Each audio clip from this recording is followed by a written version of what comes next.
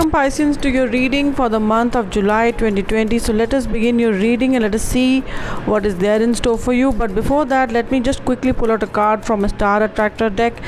It says that I can do less and attract more. Yes, to earn a lot of money you don't have to work a lot. You can also earn money with doing a little less by using your mind in a more productive way. Don't forget to watch the tip at the end of the episode to save the money. So now let us begin the journey of tarot cards and planets, and let us see what the cards and the planets have in store for you in the month of July. So the first card in the first week which I have for you is the Ten of Wands. This shows that a man is carrying a burden of in his hands. So this is you are yourself carrying this burden. You have taken this burden of work of other people onto you, and you should not be taking other people work. You should delegate their work to the other people only.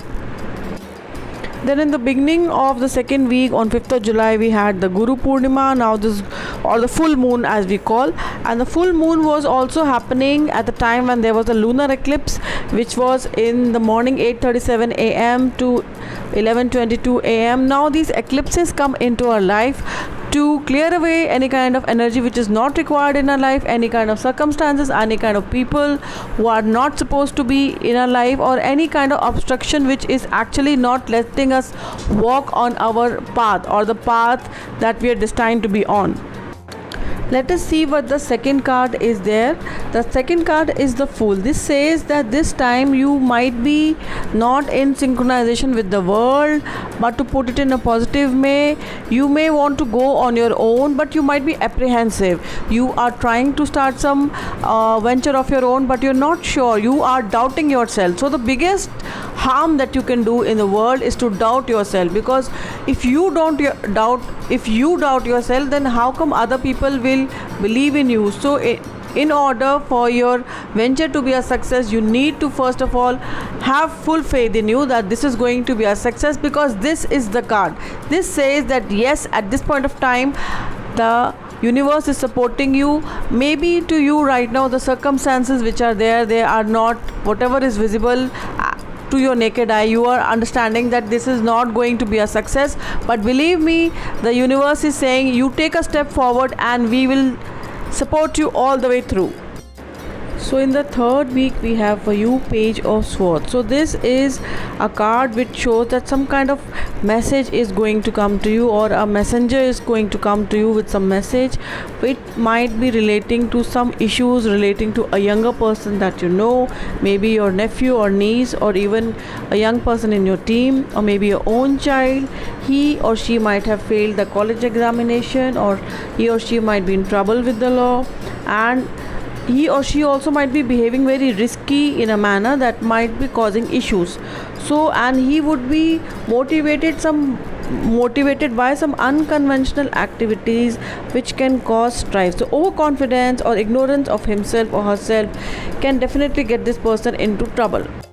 Then in this week only on 12th of July we have Mercury going direct. Mercury is in retrograde, and Mercury, when it goes direct, it is going to end a period of confusion, misunderstanding, delays and obstacles, and things are finally going to start going right. And then on 14th of July we have the Sun, which is transiting from Gemini into Cancer, which is your 5th house, and you are going to actually shine. Your focus will be on yourself, your career, your kids, your love life. And in this week we have for you Four of Cups. You are very creative, but you are so focused within yourself that you are missing the opportunity which the universe is offering you right now. So you need to get centered, you need to get grounded, you need to be present in the moment so that you do not miss on the opportunity which the universe is going to send your way. So this week I have for you the card Chariot. So this card shows, as you can see, there are two horses, black and white. So two forces of opposing nature are at work right now, and your life, you will be pulled in two different directions, or there would be n number of things for you to do and in a limited amount of time, but you will be able to do so. You will be able to adapt to the changes, and your life will suddenly be very, very fast. It will be at a very, very fast pace. And for some of you, it can happen that you might even have to travel. For some of you, it can happen that if you have met somebody and you are attracted by that person, then that attraction is a very short timed attraction. It is going to fizzle out as soon as it has started.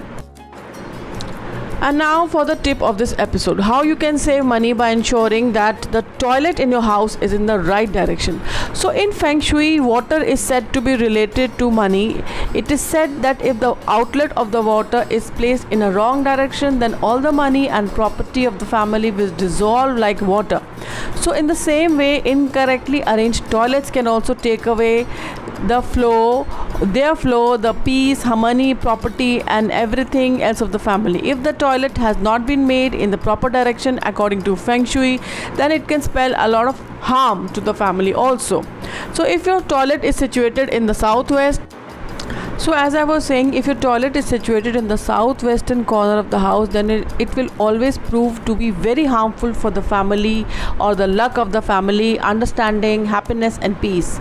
In Feng Shui and even in Vastu, this corner is related to earth, and Vastu we say this is the Yam corner. So the water flowing through this area destroys the energy of the earth. As a result, it can lead to many problems of the kind which have been shared. If your bedroom has a common wall with the washroom, and if your washroom or WC is towards your sleeping position, then this is not a favorable position as per Feng Shui. This can lead to several problems of luck, or ill luck can come to you. And in Feng Shui, toilets are said to be the area of negative energy, so they should not be built with the wall of the bedroom or in front of it.